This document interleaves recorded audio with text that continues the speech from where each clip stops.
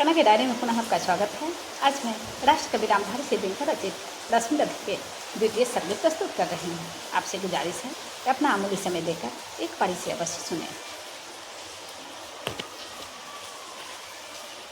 शीतल विरल एक कानन शोभित भृत्यका के ऊपर, कहीं उससे प्रश्रवण चमकते झरते, कहीं शुभ निर्झर। जहाँ भूमि समतल सुंदर है, नहीं दिखते हैं पाहन, हरियाली के बीच खड़ा है विस्तृत एक ऊटज पावन। आस पास कुछ कटे हुए पीले धान खेत सुहाते हैं, सशक मुछ गिलहरे कबूतर घूम घूम कर खाते हैं। कुछ तंद्रिल अलसित बैठे हैं, कुछ करते शिशु काले हैं, कुछ खाते साकल्य दिखते बड़े तुष्ट सारे गोधन। हवन अग्नि बुझ चुकी गंध से वायु अभी पड़माती है, भीनी भीनी महक प्राण में मादकता पहुँचाती है। धूप धूम चर्चित लगते हैं, तरु के श्याम छदन कैसे झपक रहे हों शिशु के अलसित कजरारे लोचन जैसे। बैठे हुए सुखद आतप में मृग रोमंथन करते हैं, वन के जीव विवर से बाहर हो विश्रव्ध विचरते हैं। सुख रहे चीवर साल को नन्ही झुकी टहनियों पर नीचे बिखरे हुए पड़े हैं इंगुत से चिकने पत्थर, अजिन दर्भ पालास कमंडलू। एक ओर तप के साधन, एक ओर है टंगे धनुष तूणीर तीर बरछे भीषण। चमक रहा तृण कुटी द्वार पर एक परशु आभासाली, लौह दंड पर जड़ित पड़ा हो मानो अर्ध अंशुमाली। श्रद्धा बढ़ती अजिन दर्भ पर परशु देख मन डरता है, युद्ध शिविर या तपोभूमि यह समझ नहीं कुछ पड़ता है। हवन कुंड जिसका यह उसके ही क्या है ये धनुष कुठार, जिस मुनि की यह श्रुवा उसी की कैसे हो सकती तलवार। आई है वीरता तपोवन में क्या पुण्य कमाने को, या संन्यास साधना में है दैहिक शक्ति जगाने को। मन ने तन का सिद्ध यंत्र अथवा शस्त्रों में पाया है, या कि वीर कोई योगी से युक्ति सीखने आया है। परशु और तप ये दोनों वीरों के ही होते श्रृंगार, क्लीब न तो तप ही करता है न तो उठा सकता तलवार। तप से मनुष्य दिव्य बनता है, सड विकार से लड़ता है, तन की समर भूमि में लेकिन काम खड़ग ही करता है। किंतु कौन नर तपोनिष्ठ है यहाँ धनुष धरने वाला, एक साथ यज्ञाग्नि और असी की पूजा करने वाला। कहता है इतिहास जगत में हुआ एक ही नार ऐसा, रन में कुटिल काल संक्रोधित तप में महासूरी जैसा। मुख में वेद पीठ पर तर्कस, कर में कठिन कुठार विमल, साप और सर दोनों ही थे जिस महान ऋषि के संबल। यह कुटीर है उसी महामुनि परशुराम बलशाली का, भृगु के परम पुनीत वंशधर व्रति वीर प्रणपाली का। हाँ हाँ, वही कर्ण के जांघों पर अपना मस्तक धरकर सोए हैं तरवड़ के नीचे आश्रम से किंचित हटकर। पत्तों से छन छन कर मीठी धूप माह की आती है, पड़ते मुनि की थकी देह पर और थकान मिटाती है। कर्ण मुग्ध हो भक्ति भाव में मग्न हुआ सा जाता है, कभी जटा पर हाथ फेरता पीठ कभी सहलाता है। चढ़ी नहीं चीटियां बदन पर, पड़े नहीं तृणपात कहीं, कर्ण सजग है उचट जाए गुरुवर की कच्ची नींद नहीं। वृद्ध देह तप से कृषकाया, उस पर आयु संचालन, हाय पराश्रम भार दे पर असमय यह मेरे कारण। किंतु वृद्ध होने पर भी अंगों में है क्षमता कितनी, और रात दिन मुझ पर दिखलाते रहते ममता कितनी। कहते हैं ओ वत्स पुष्टि कर भोग न तू यदि खाएगा, मेरी शिक्षण की कठोरता को कैसे सह पाएगा। अनुगामी यदि बना कहीं तू, खान पान में भी मेरा सुख जाएगा, लहू बचेगा हड्डी भर ढांचा तेरा। जरा सोच कितनी कठोरता से मैं तुझे चलाता हूँ, और नहीं तो एक पाव दिन भर में रक्त जलाता हूँ। इसकी पूर्ति कहाँ से होगी, बना अगर तू सन्यासी, इस प्रकार तू चबा जाएगी तुझे भूख सत्यानाशी। पत्थर सी हो मांसपेशियां, लोहे से भुज दंडा भय, नस नस में हो लहर आग की तभी जवानी पाती जय। विप्र हुआ तो क्या रखेगा रो कभी से खाने पर, कर लेना घनघोर तपस्या वै चतुर्थ के आने पर। ब्राह्मण का है धर्म त्याग पर, क्या बालक भी त्यागी हों, जन्म साथ सिलोच्छ वृत्ति के ही क्या वे अनुरागी हों। क्या विचित्र रचना समाज की, गिरा ज्ञान ब्राह्मण घर में, मोती वर्षा वैश्य वेश में पड़ा खड़ग क्षत्रिय कर में। खड़ग बड़ा उद्धत होता है, उद्धत होते हैं राजे, इसीलिए तो सदा बजाते रहते वे रन के बाजे। और करे ज्ञानी ब्राह्मण क्या असी विहीन मन डरता है, राजा दीता मान भूप का वह भी आदर करता है। सुनता कौन यहाँ ब्राह्मण की, करते सब अपने मन की, डूबो रही सोनित में भूको भूपों की लिपसारन की। औरन भी किस लिए नहीं जग से दुख दैन्य भगाने को, पर शोषक पथभ्रांत मनुष्य को नहीं धर्म पर लाने को। रन केवल इसलिए कि राजे और सुखी हों मानी हों, और प्रजाएं मिले उन्हें वे और अधिक अभिमानी हों। रन केवल इसलिए कि वे कल्पित अभाव से छूट सकें, बढ़े राज्य की सीमा जिससे अधिक जनों को लूट सकें। रन केवल इसलिए कि सत्ता बढ़े नहीं पत्ता डोले, भूपों के विपरीत न कोई कहीं कभी कुछ भी बोले। ज्यों ज्यों मिलती विजय अहम नरपति का बढ़ता जाता है और जोर से वह समाज से सिर पर चढ़ता जाता है। अब तो है यह दशा कि जो कुछ है वह राजा का बल है। ब्राह्मण खड़ा सामने केवल लिए शंख गंगाजल है। कहाँ तेरे ब्राह्मण में अविवेकी राजा को रोक सके। धड़े कुपथ पर जमी पाँव वह तत्क्षण उसको टोक सके। और कहे भी तो ब्राह्मण की बात कौन सुन पाता है। यहाँ रोज राजा ब्राह्मण को अपमानित करवाता है। चलती नहीं यहाँ पंडित की, चलती नहीं तपस्वी की, जय पुकारती प्रजा रात दिन राजा जय यशस्वी की। सिर थाजूर सारे समाज का वही अनादर पाता है। जो भी खिलता फूल भुजा के ऊपर चढ़ता जाता है। चारों ओर लोभ की ज्वाला, चारों ओर भोग की जय, पाप भाड़ से तभी धंसी जा रही धरा पल पल निश्चय। जब तक भोगी भूप प्रजाओं के नेता कहलाएंगे, ज्ञान त्याग तब नहीं श्रेष्ठता का जब तक पद पाएंगे। असन वसन से हीन दीनता में जीवन धरने वाले, सहकर भी अपमान मनुष्यता की चिंता करने वाले। कवि कोविद विज्ञान विशारद कलाकार पंडित ज्ञानी, कनक नहीं कल्पना ज्ञान उज्ज्वल चरित्र के अभिमानी। इन विभूतियों को जब तक संसार नहीं पहचानेगा, राजाओं से अधिक पूज्य जब तक नहीं वह मानेगा, तब तक परी आग में धरती इसी तरह कुलाएगी। चाहे जो भी करे दुखों से छूट नहीं वह पाएगी। थकी जीव समझा कर गहरी लगी ठेस अभिलाषा को, भूप समझता नहीं और कुछ छोड़ खड़क की भाषा को। रोक टोक से नहीं सुनेगा नृप समाज अविचारी है, ग्रीवाहार निष्ठुर कुठार का यह मदांध अधिकारी है। इसीलिए तो मैं कहता हूँ अरे ज्ञानियों खड़ग धरो, हर न सका जिसको कोई भी भूखा वह तुम त्रास हरो। नित्य कहा करते हैं गुरुवर खड़ग महाभयकारी है, इसे उठाने का जग में हर एक नहीं अधिकारी है। वही उठा सकता है इसको जो कठोर हो कोमल भी, जिसमें हो धीरता वीरता और तपस्या का बल भी। वीर वही है जो कि शत्रु पर जब भी खड़ग उठाता है, मानवता के महागुणों की सत्ता भूल न जाता है। सीमित जो रख सके खड़ग को पास उसी को आने दो, विप्र जाति की सेवा किसी को मत तलवार उठाने दो। जब जब मैं सरचाप उठाकर कर तब कुछ दिखलाता हूँ, सुनकर आशीर्वाद देव का धन्य धन्य हो जाता हूँ। जियो जियो ऐ वत्स तीर, तुमने कैसा यह मारा है, दह उठा वन उधर इधर फूटी निर्झर की धारा है। मैं संकित था ब्रह्मदेव वीरता मेरे साथ मरेंगी क्या, परशुराम की याद विप्र की जाति में जुगा धरेगी क्या। पाकर तुम्हें किंतु इस वन में मेरा हृदय हुआ शीतल, तुम अवश्य ढोओगे उसको, मुझमें है जो तेज अनल। जियो जियो ब्राह्मण कुमार, तुम अक्षय कीर्ति कमाओगे, एक बार तुम भी धरती को निःक्षत्रिय कर जाओगे। निश्चय तुम ब्राह्मण कुमार हो कवच और कुंडलधारी, तब कर सकते और पिता माता किसके इतने भारी। किंतु हाय ब्राह्मण कुमार सुन प्राण कांपने लगते हैं, मन उठता धिक्कार हृदय में भाव ग्लानि के जगते हैं। गुरु का प्रेम किसी को भी क्या ऐसे कभी खला होगा, और शिष्य ने कभी किसी गुरु को इस तरह छला होगा। पर मेरा क्या दोष, हाय मैं और दूसरा क्या करता, पी सारा अपमान द्रोण के मैं कैसे पैरों पड़ता।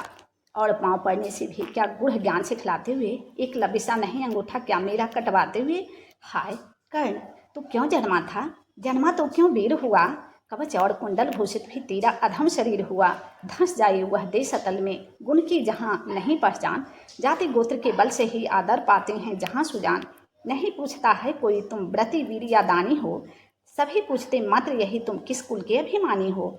मगर मनुज क्या करे, जन्म लेना तो उसके हाथ नहीं, चुनना जाति और कुल अपने बस की तो है बात नहीं। मैं कहता हूँ अगर विधाता नर को मुट्ठी में भरकर कहीं छींट दे ब्रह्मलोक से नीचे ही भूमंडल पर, तो भी विविध जातियों में ही मनुज यहाँ आ सकता है। नीचे है क्यारियाँ बनी तो बीज कहाँ जा सकता है। कौन जन्म लेता किस कुल में, आकस्मिक ही है यह बात, छोटी कुल पर किंतु यहाँ होते तब भी कितने आघात। हाय जाति छोटी है तो फिर सभी हमारे गुण छोटे, जाति बड़ी तो बड़े बने हैं वे रहें लाख चाहे खोटे। गुरु को लिए कर्ण चिंतन में था जब मग्न अचल बैठा, तभी एक बिस्किट कहीं से आसन के नीचे बैठा। वज्रदंष्ट्र वह लगा कर्ण के उर को कुतर कुतर खाने, और बनाकर छिद्र मांस में मंद मंद भीतर जाने। कर्ण विकल हो उठा दुष्ट भौड़े पर हाथ धरे कैसे, बिना हिलाए अंग कीट को किसी तरह पकड़े कैसे। पर भीतर उस धंसे कीट तक हाथ नहीं जा सकता था, बिना उठाए पांव शत्रु को कर्ण नहीं पा सकता था। किंतु पांव के हिलते ही गुरुवर की निंद उचट जाती, सहम गई यह सोच कर्ण की भक्तिपूर्ण विह्वल छाती। सोचा उसने अतः कीट यह पिए रक्त पीने दूंगा, गुरु की कच्ची नींद तोड़ने का पर पाप नहीं लूंगा। बैठा रहा चल आसन से, कर्ण बहुत मन को मारे, आह निकाली बिना सिला से सहनशीलता को धारे। किंतु लहू की गर्म धार जो सहसा आन लगी तन में, परशुराम जब पड़े रक्त को देख हुए विस्मित मन में। कर्ण झपट कर उठा इंगितों ने गुरु से आज्ञा लेकर, बाहर किया कीट को उसने छत में से उंगली देकर। परशुराम बोले, शिव शिव तूने यह की मूर्खता बड़ी, सहता रहा अचल जाने कब से ऐसी वेदना करी। तनिक लजाकर कहा कर्ण ने, नहीं अधिक पीड़ा मुझको, महाराज क्या कर सकता है यह छोटा कीड़ा मुझको। मैंने सोचा हिला डुला तो वृथा आप जग जाएंगे, क्षण भर को विश्राम मिला जो नाहक उसे गमाएंगे। निश्चल बैठा रहा सोच यह कीट स्वयं उड़ जाएगा, छोटा सा यह जीव मुझे कितनी पीड़ा पहुंचाएगा। पर यह तो भीतर धंसता ही गया, मुझे हैरान किया। लज्जित हूँ इसलिए कि सब कुछ स्वयं आपने देख लिया। परशुराम गंभीर हो गए, सोच न जाने क्या मन में। फिर सहसा एक क्रोधाग्नि भयानक भभक उठी उनके तन में। दांत पीस आंखें तरेर कर बोली, कौन छली है तू, ब्राह्मण है या और किसी अभिजन का पुत्र बलि है तू। सहनशीलता को अपनाकर ब्राह्मण कभी न जीता है, किसी लक्ष्य के लिए नहीं अपना अपमान हलाहल पीता है। सह सकता जो कठिन वेदना, पी सकता अपमान वही, बुद्धि चलाते जिसे तेज का कर सकता बलिदान वही। तेज पुंज ब्राह्मण तिल तिल कर जली नहीं यह हो सकता, किसी दशा में भी स्वभाव अपना यह कैसे खो सकता। कसक भोगता हुआ विपिन निश्चल कैसे रह सकता है, इस प्रकार की चुभन वेदना क्षत्रिय ही सह सकता है। तू अवश्य क्षत्रिय है पापी, बता न तो फल पाएगा, परशुराम के कठिन शाप से अभी भस्म हो जाएगा। क्षमा क्षमा हे देव दयामय। गिरा कर्ण गुरु के पद पर, मुख विवर्ण हो गया, अंग कांपने लगे भय से थर थर। सूत पुत्र मैं शूद्र कर्ण हूँ, करुणा का अभिलाषी हूँ, जो भी हूँ पर देव आपका अनुचर अंतेवासी हूँ। छली नहीं मैं हाय, किंतु छल का ही तो यह काम हुआ। आया था विद्या संचय को, किंतु व्यर्थ बदनाम हुआ। बड़ा लोभ था बनो शिष्य में कार्तवीर्य के जीता का, तपोदीप्त सूरमा विश्व के नूतन धर्म प्रणेता का।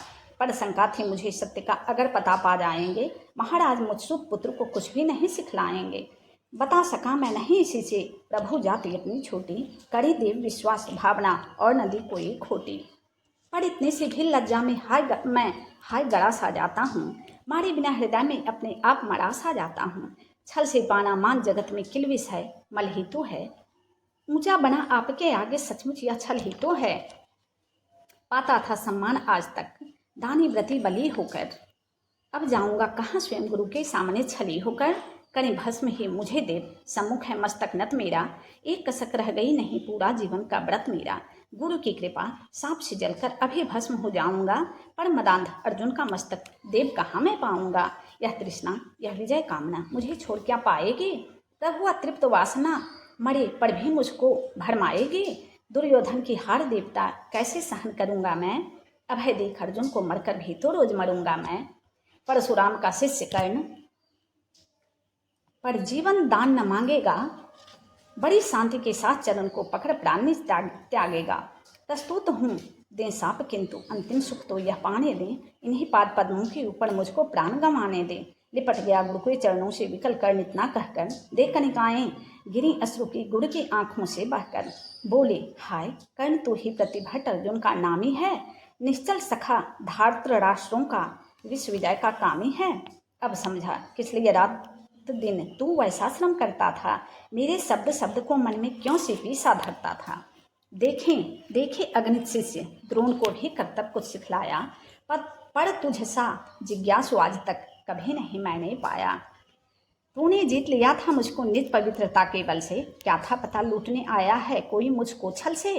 किसी और पर नहीं किया वैसा स्नेह मैं करता था, सोने पर भी धनुर्वेद का ज्ञान कान में भरता था। नहीं किया कार्पण्य दिया जो कुछ था मेरे पास रतन, तुझमें निज को सौंप शांत हो अभी अभी प्रमुदित था मन। पापी बोल अभी भी मुझसे, तू न सूत रथ चालक है, परशुराम का शिष्य विक्रमी विप्रवंश का बालक है। सूत वंश में मिला सूर्य सा कैसे तेज प्रबल तुझको, किसने लाकर दिए कहाँ से कवच और कुंडल तुझको। सुत्सा रखा जिसे उसको कैसे कठोर हो मारूं मैं, जलते हुए क्रोध की ज्वाला लेकिन कहाँ उतारूं मैं। पद पर बोला कर्ण लिया था जिसको आंखों का पानी, करना होगा ग्रहण उसी को अनल आज है गुरु ज्ञानी। बरसाइए अनल आंखों से सिर पर उसे संभालूंगा, दंड भोग जलकर मुनिषत्तम छल का पाप छुड़ा लूँगा। परशुराम ने कहा, कर्ण तू वेद नहीं मुझको ऐसे, तुझे पता क्या सता रहा है मुझको असमंजस कैसे। पर तूने छल किया, दंड उसका अवश्य ही पाएगा। परशुराम का क्रोध भयानक, निष्फल कभी न जाएगा। मान लिया था पुत्र इसी से, प्राण दान तो देता हूँ, पर अपनी विद्या का अंतिम चरम तेज हर लेता हूँ। सिखलाया ब्रह्मास्त्र तुझे जो काम नहीं वह आएगा, है यह मेरा साफ समय पर उसे भूल तू जाएगा। कर्ण विकल हो खड़ा हुआ, कहा, हाय किया यह क्या गुरुवर, दिया साप अत्यंत निदारुण, लिया नहीं जीवन क्यों हर। वर्षों की साधना साथ ही प्राण नहीं क्यों लेते हैं, अब किस मुख के लिए मुझे धरती पर जीने देते हैं। परशुराम ने कहा, कर्ण यह साप अटल है, सहन करो, जो कुछ मैंने कहा उसे सिर पर ले सादर वहन करो। इस महेंद्रगिरी पर तुमने कुछ थोड़ा नहीं कमाया है, मेरा संचित निखिल ज्ञान तूने मुझसे ही पाया है।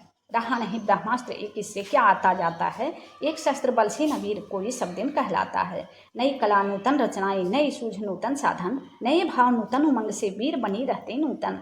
तुम तो स्वयं दीप्त पौरुष हो, कवच और कुंडलधारी, इनके रहते तुम्हें जीत पाएगा कौन सुभट भारी। अच्छा लो बढ़ भी कि विश्व में तुम महान कहलाओगे, भारत का इतिहास कीर्ति से और धवल कर जाओगे। अब जाओ लो विदा वत्स, कुछ कड़ा करो अपने मन को, रहने देते नहीं यहाँ पर हम अभिशप्त किसी जन को। हाय छीनना पड़ा मुझी को दिया हुआ अपना ही धन, सोच सोच यह बहुत विकल हो रहा नहीं जाने क्यों मन। व्रत का पर निर्वाह कभी ऐसे भी करना होता है, इस कर से जो दिया उसे उस कर से हरना होता है। अब जाओ तुम कर्ण, कृपा करके मुझको निस्संग करो, देखो मतियों सजल दृष्टि से व्रत मेरा मत भंग करो। आह बुद्धि कहती कि ठीक था जो कुछ किया, परंतु हृदय मुझसे कर विद्रोह तुम्हारे मना रहा जाने क्यों जय। अनायास गुणशील तुम्हारे मन में उगते आते हैं, भीतर किसी किसी अश्रु गंगा में मुझे बोर नहलाते हैं। जाओ जाओ कर्ण, मुझे बिल्कुल असंग हो जाने दो, बैठ किसी एकांत कुंज में मन को स्वस्थ बनाने दो। भय है तुम्हें निराश देखकर छाती कहीं न फट जाए, फिरा न लूं अभिशाप पिघल कर वाणी नहीं उलट जाए। इस प्रकार कह परशुराम ने फिरा लिया आनन अपना, जहाँ मिला था वहीं कर्ण का बिखर गया सब प्यारा सपना। छूकर उनका चरण कर्ण ने अर्घ्य अश्रु का दान किया, और उन्हें जी भर निहार कर मंद मंद प्रस्थान किया। परशुधर के चरण की धूलि लेकर परशुधर के चरण की धूलि लेकर उन्हें अपने हृदय की भक्ति देकर, निराशा से विकल टूटा हुआ सा, किसी गृह श्रृंग से छूटा हुआ सा, चला खोया हुआ सा कर्ण मन में, कि जैसे चांद चलता हो गहन में, कि जैसे चांद चलता हो गगन में। धन्यवाद। तो अभी आप दसवीं रथी के द्वितीय सर्ग सुन रहे थे कनक भारती के स्वर में।